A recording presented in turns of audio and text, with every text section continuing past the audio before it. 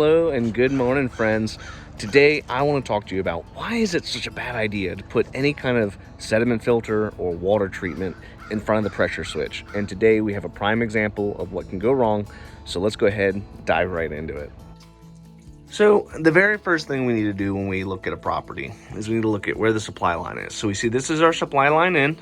We have a shutoff valve, sediment filter, follow it all the way along to our pressure switch. Now, how this works, this is what's going to turn on the well pump. So the water pushes up on the bottom right over here. Basically, once the pressure drops to 40 psi, the spring will engage the power from the house to the pump. The pump will engage until it gets to 60 psi. So the water will come from here, pass through there, and into the tank. Now, the issue is, if this gets clogged or that shutoff gets closed, there's nothing to basically prevent this from staying on and calling for water. Now, if that happens long enough, you could run into issues at the joints right there.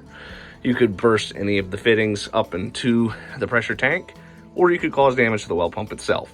The concern for bursting fittings or causing damage to your well pump, in my opinion, that should be your primary concern, right? Now, I'll usually see people put these filters in place because they want to try and prevent buildup inside of the pressure tank.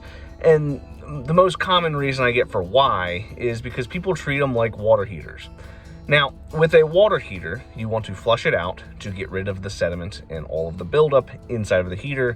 And the reason why is because the more sediment and debris you have in the water heater, the harder it has to work in order to heat the water, meaning you will get a shortened lifespan for that system.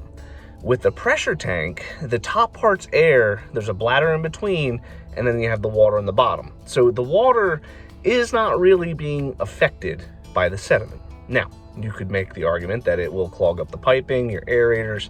Yes. However, that's why you put the water treatment after the pressure switch. So in a normal conventional setup, you have your water line in, pressure tank, pressure switch, main water shutoff, water treatment, house. That's the usual orientation. Now, if you want to prevent debris and stuff from getting into your pressure tank, the answer is very simple. Drain it out just like you do your water heater and you'll be just fine. So if you're really concerned, every 6 months, 12 months, hook a hose up to it, turn the power off, drain it into the sump pump or outside, and then you don't have to worry about that being a problem anymore. The sediment that gets into a pressure tank is not going to have any real impact. Now, most of these tanks, you're not going to really see much of a service life beyond 10 years. There are some brands that will last much longer, like for example, Well Extrol. They get a lot of hate from a lot of contractors. They are expensive. They have shortened some of their quality for their manufacturing, so they do have their problems. But they're the only ones who are willing to offer a 7-year manufacturer warranty, and I often see those tanks last well beyond 20 years. So if you're trying to extend the life of your system, my best advice, buy a good brand, buy a premium brand, buy one that's built correctly so you don't have to worry about it not surviving that amount of time. The sediment won't cause any issues to the inside of the tank. You could make the argument that it can cause damage to the bladder, but you're more likely to cause more damage to the bladder by not keeping the air pressure correct in the pressure tank itself. And that's usually one of those things that almost nobody looks at, which is super important. The air pressure should always be 2 points below the cut-on. So in this particular circumstance, we have a 40-60 switch. So that means that our air pressure needs to be 38 psi, right?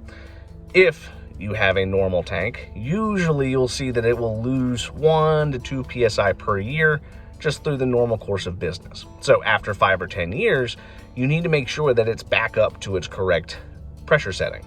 If you're very concerned about sediment causing damage to your pump or to your pressure tank, you should be equally, if not more, concerned about the air pressure. And the reason why the air pressure matters, as you lose pressure, the pump will still get to its cutoff point, right?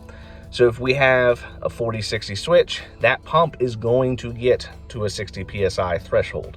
So if you have less air in the pressure tank, what'll happen is that bladder will overexpand in order to compress that little bit of air that's left to get to 60 psi. You do that enough times, that bladder will rupture, and then now you replace the tank.